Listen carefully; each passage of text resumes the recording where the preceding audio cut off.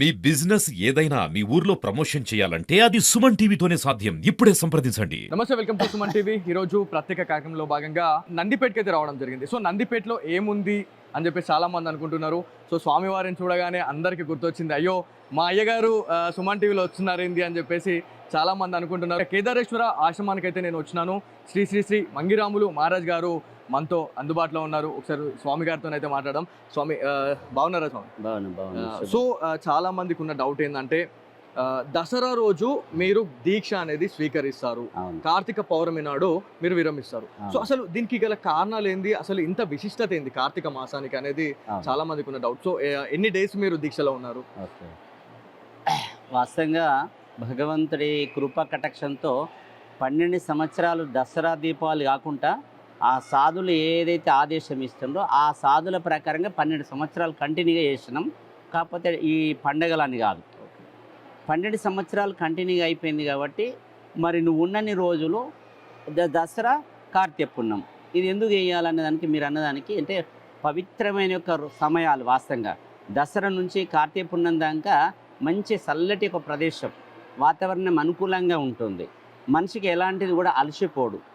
మనం ఒక గంట సేపు 2 గంటలు ధ్యానంలో కూకున్నా కానీ మనిషి ఎలాంటిది కూడా మనిషి అలసిపోకుండా ఉంటుంది. మళ్ళీ ఇదంతా కూడా పవిత్రమైన ఒక రోజులు అన్నీ కూడా. కార్తీక మాసం అనేది చాలా దేవి నవరాత్రాల నుంచి కార్తీక పున్నం దాకా చాలా విశేషమైన ఒక రోజులు కాబట్టి ఇవి దైవం గురించి మనం ఎంత జపం చేసినా ఎంత ధ్యానం చేసినా మరి సంవత్సరం అంతా చేసింది ఒక ఎత్తు, ఈ శ్రావణ మాసము కార్తీక మాసం చేసిందంతా ఒక ఎత్తు బాగా. వాస్తవంగా అంటే ఈ మాసాలు చాలా పుణ్యమైన యొక్క పవిత్రమైన సనాతన నుంచి వచ్చినాయి కాబట్టి సత్పురుషులకు ఆదేశం ఇచ్చింది ఏంటంటే వాస్తవంగా బాబు మన 12 సంవత్సరాలు ఇది అయిపోయింది, ఇది ఉన్నన్ని రోజులు దసరాతో కార్తీక పున్నం అంటే నీకు 34 రోజులు 35 రోజులు అవుతూ ఉంటుంది అని ఆ సాధుల యొక్క ఆదేశ ప్రకారంగానే ఇప్పుడు సుమారుగా 30-40 లోపు మనకు దీక్ష పానం నిన్నటితో అయిపోయింది. వాస్తవంగా ఆయన అనుగ్రహంతో ఏ విధంగా నడుస్తుంది ఆయన కృప. మన చాలా మందికి నందిపేట పల్లిగుట్ట అనేది చాలా మందికి తెలుసు, కాకపోతే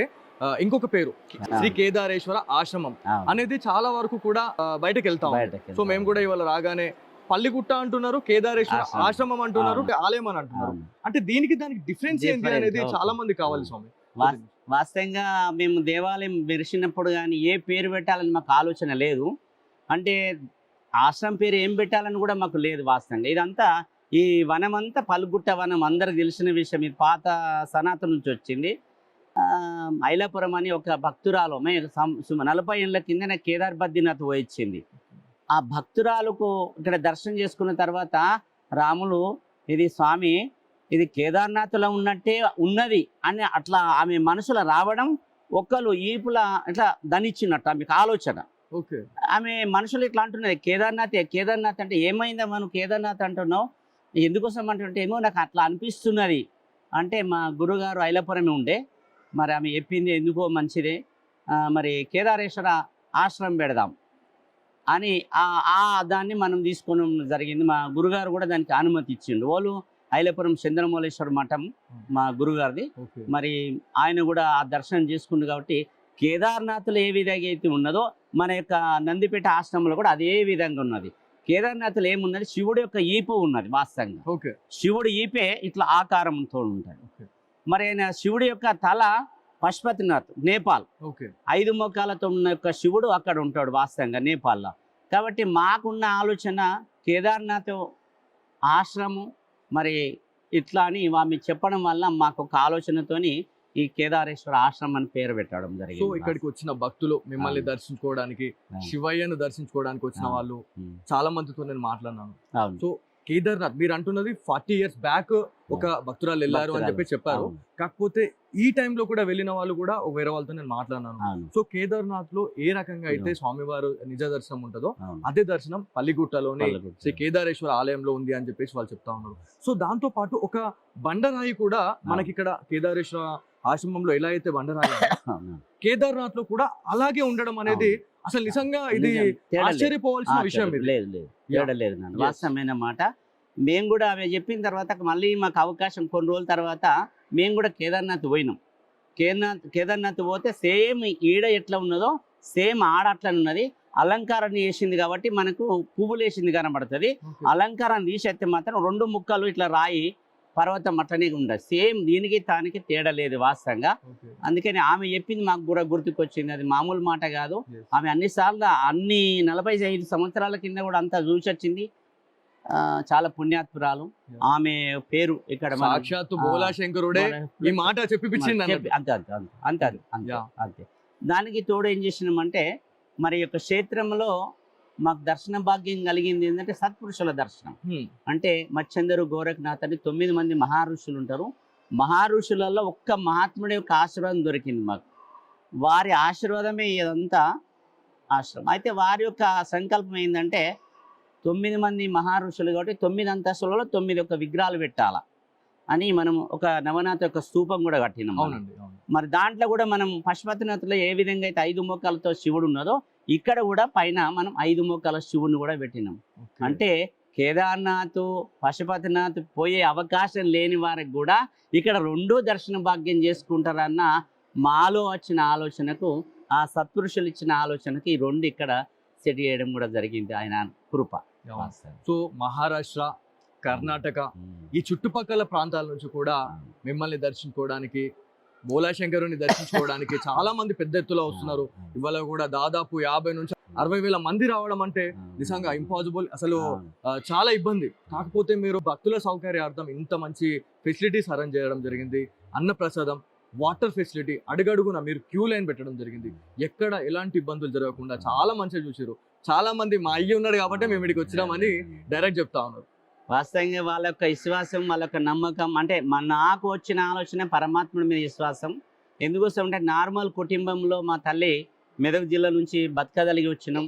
ఇక్కడ కాయా కష్టం చేసి జీవించి ఒక 2 రూపాయల కిలో నూకలు కొని బతికించిన మహాతల్లి భాగ్యం, వారి అదృష్టంగా నేను భావిస్తున్నాను. ఎందుకోసం మా జన్మ చేయడం చాలా పుణ్యం. ఎందుకోసం అంటే ఆ తల్లి తండ్రులు ఇవాళ పరమపది పొందారు.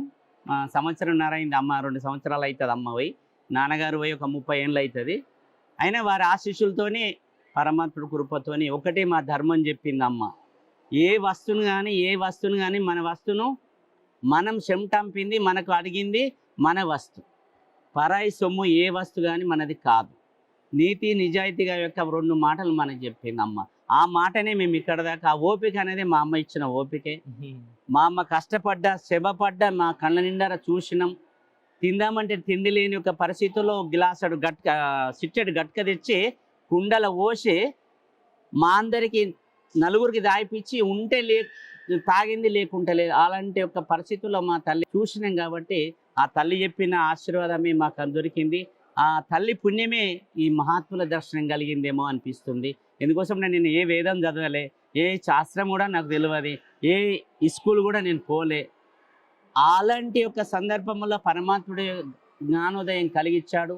దానికి తోడు మన నిజామాబాద్ జిల్లానే కాకుండా ఆత్మీయులు ఎన్నో రాష్ట్రాలు, జిల్లాల నుంచి కూడా ఈ ఆశ్రమంకు అనుబంధంగా ఉన్నారు. వాస్తవంగా ప్రతి అడుగడుగుకు, ప్రతి ఒక్క క్షణం, ప్రతి ఇలా కూలి చేసుకునే మహాతల్లి రూపాయి కూడా ఈ ఆశ్రమంలో ప్రేమతో ఇస్తున్నారు. ఆ ప్రేమతో ఇవ్వడమే మేము ఇంత సత్యశ్యామలమైన ఆశ్రమంలో ఇవాళ సుమారుగా ఇంత మంచి అన్నదానం, ఇంత మంచి నీటి ప్రోగ్రాం చేయడం ఇది సామాన్య కాదు. ఎవరికి కాదు, దైవంకు తోడు ఇలాంటి ఆత్మీయులు మనకు ఉన్నారు కాబట్టి ఆ ఆత్మీయుల యొక్క పుణ్యం వాళ్ళు చేసుకుంటున్నారు. వాళ్ళు కూడా పూర్వజన్మం పుణ్యం ఉన్నది కాబట్టి కొన్ని కోట్లు ఇద్దామన్నా, కొన్ని కైకిలు పెడదామన్నా రారు వాస్తవంగా రారు ఈ రోజులల్లా. కానీ మన ఆశ్రమంకు భగవంతుడు మరి మహారాజు ఉన్నాడు. ఒక ప్రేమ, ఆత్మీయత కలిగి సుమారు ఒక 77 రోజులు మనకు సేవకు వస్తూ ఉన్నారు. 77 మహాతలు వస్తున్నారంటే వాళ్ళకు చాలా చాలా ధన్యవాదాలు. మన ఆశ్రమ ట్రస్ట్ వాళ్ళు, సేవ వాళ్ళు చాలా చాలా కనివిని వెరగకుండా ప్రోగ్రాం చేస్తూ ఉంటారు. ఏది తక్కబడ్డా, ఆర్థిక నిధులు తక్కబడ్డా దేవుడి కృపతో ఆర్థిక నిధులు నిండి ఉన్న వారితో పైసలు ఇప్పిస్తూ ఉన్నాడు. మారాబారి పెద్ద హాలు కడుతున్నాడు. ఇదంతా ఎట్లా చేస్తున్నాడంటే మా చుట్టూ మన నిజామాబాద్ జిల్లాలో కాకుండా వేరే రాష్ట్రాలలో కూడా ఫీటుకు 500 రూపాయలు అనగానే టక్ టక్ టక్ టక్ టక్ టక్ ఇచ్చేసింది. ఇది కిరిబి కంపెనీలతో చేయించినాం వాస్తవంగా. Okay. ఇది సామాన్యమైన ఒక ప్రోగ్రామ్, కోటి చిల్లర ఒక ఆ రోజులలోనే అయిపోయినాయి. ఇంకా మామూలు అంత పని అంతా కూడా ఇంకా వాళ్ళందరూ భక్తులు చేసుకున్న ఒక పని వాస్తవంగా. అవును. ఎక్కడ ఏ సంకల్పం చేయాలన్నా భక్తులకు విచారం చేస్తాం. వాళ్ళు రూపాయి ఇచ్చినా మాకు 10,000 ఇచ్చిన యొక్క ఆనందం మేము పొందుతాం.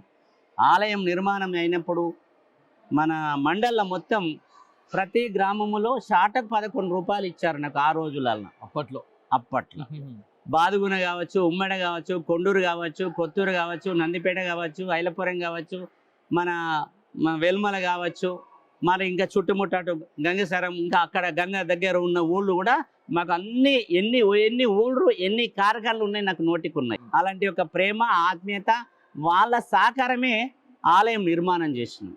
ఇవాళ దేవుడు కనికరిస్తున్నాడు. ఒక భక్తుడు అమెరికా పోతున్నాడు, ఒక భక్తుడు బిజినెస్ పెట్టుకుంటున్నాడు, ఒక కంపెనీ మంచిగా నడుస్తుంది, అయ్యా మేము ఏదో ఇవ్వాలనుకుంటున్నాం, ఇస్తున్నారు. అంతవరకే. ఇప్పుడు ఆ రోజులలో షాటకు 11 రూపాయలు ఇచ్చిన మహాతల్లులు ఈ రోజు మాకు 1,00,000 రూపాయలు ఇచ్చిన ఒక వాల్యూ వాస్తవం. కాబట్టి ఆ తల్లులు వారి కుటుంబాలు ఎప్పటికీ నిరంతరంగా పరమాత్ముడు అడుగుజాడలు నడవాలని అది ఎప్పుడు నేను ఆశిస్తూ ఉంటా వాస్తవం. సో చాలా మంది కూడా కేదారేశ్వర ఆశ్రమం అంటే మీరు పల్లిగుట్ట మహారాజ్ మంగిరాముల మహారాజ్ అంటే చాలా మంది తెలుసు. కాకపోతే తెలియని వాళ్ళకి అసలు కేదారేశ్వర ఆశ్రమం అనేది ఎట్లా స్టార్ట్ అయింది, ఆ మహారాజ్ గారు ఎందుకు ఇట్లాంటి ఆధ్యాత్మికంలో ఉన్నారు అనేది కూడా చాలా మంది తెలియాల్సిన అవసరం ఉంది. అసలు దైవానుగ్రహం మీకు ఎట్లా వచ్చింది అనేది కూడా మా వ్యూవర్స్ చెప్పండి. వాస్తవంగా అంటే నేను అంటే కదా నాన్న, ఇప్పుడు మెదక్ జిల్లా నుంచి నందిపేట బతకగలిగి వచ్చిన వాస్తవంగా ఒక విద్య ఉండి రాలేదు, ఒక బుద్ధి ఉండి రాలేదు, ఒక ధనం ఉండి రాలేదు. ఏదో భగవంతుడు తపస్సు చేయాలని నేను చెయ్యలేను వాస్తవంగా. మరి అక్కడ బ్రాహ్మణుల ఇంట్లో నేను పనిచేసేవాడిని. మా అమ్మ పనిచేసేది, అమ్మ తర్వాత నేను కూడా చేసేవాడిని. మరి అలాంటి ఆలోచన భగవంతుడు ఎందుకు ఇచ్చాడో ఏమో కానీ అక్కడ విఠలేశ్వరుడి యొక్క ఆలయంలో ఉండేవాడిని నేను నందిపేటలో.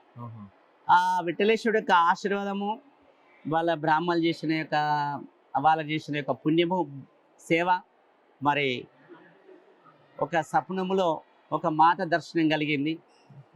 మాత దర్శనం తర్వాత మరి పలాని తోట్ల అంటే నేను వాస్తవంగా అప్పుడు మన నందిపేటల మాదికి మన బుడ్డ సిన్నయ్య అని నందిపేట ఉండే కౌలు చేసేవాళ్ళం. నందిపేట గంగారెడ్డి భూమి కూడా కౌలు చేసేవాళ్ళం. అమ్మ ఒక రోజు ఏమన్నదంటే తోటలోకి పోయి మిరపలు తెంపుకరాపో అన్నది. అంటే సరే అని నేను పొద్దున్న లేచిన ఇంకా మిరపలు తెంపుకొత్తని పోవుడుకు పనిగడి ఉన్నది అక్కడ. అంటే మన ఇప్పుడు ఏంటంటే అవి వైరు అవన్నీ చేస్తారు. అప్పుడు ఏంటంటే కంప నాటి పనిగడి పెట్టేవాళ్ళు. ఆ పనిగడి తీసి పోస్తానుడుకు అక్కడ ఒక పుట్ట ఉన్నది వాస్తవంగా. ఆ పుట్ట మీద అట్టి పండు పెట్టింది ఉన్నది. అంటే ఇంత పొద్దున ఎవరు అంటే నేను బ్రాహ్మణులలో ఉండడం వల్ల ఇది ప్రసాదం అన్న ఒక భావనతోని కళ్ళకు అద్దుకున్న అరటి పండు తిన్నా, లోపలికి వెళ్ళిపోయిన తర్వాత మిరపండ్లు ఏరుకొని ఇట్లా రాంగ మళ్ళీ పండు ఏదైతే తిన్నాడో అక్కడ పోతే ఇప్పుడు ఎవరికైనా ఏదన్నా మంచి కానీ చెడు కానీ అన్నప్పుడు అక్కడ దృష్టి పోతుంది వాస్తవంగా. అక్కడ నేను పండు తీసిన యొక్క రంధ్రాలని నాగమ్మని చూస్తున్నాను. అబ్బో ఈ పాము ఇంతకంటే మొదలు తిన్నదో ఏమో, ఎంగిల్ చేసిందో ఏమో అంటే అప్పటిదాకా చల్ల చెమటలు రాని వ్యక్తికి ఆ పాము చూడంగానే దడదడలేసి చల్ల చెమటలు వచ్చేసింది నాకు. అంటే ఇంకా నేను పాము తిన్ననేమో అని ఒక ఉంటుంది లోపల ఫీల్ అయిపోయి ఇంకా మా అమ్మకి వచ్చి ఇట్లా ఏమైందంటే ఇట్లా నేను పోయేటప్పుడు ఏం లేకుండే పండు తిన్నా, రాంగ మళ్ళా పండు తీసిన దగ్గర పాము ఉన్నదంటే అరే మరి ఎంగిల్ చేసిందో ఎవరైనా చేసి పెట్టిందో మంత్రకాడో మన్నో ఎందుకు తిన్నావు అని.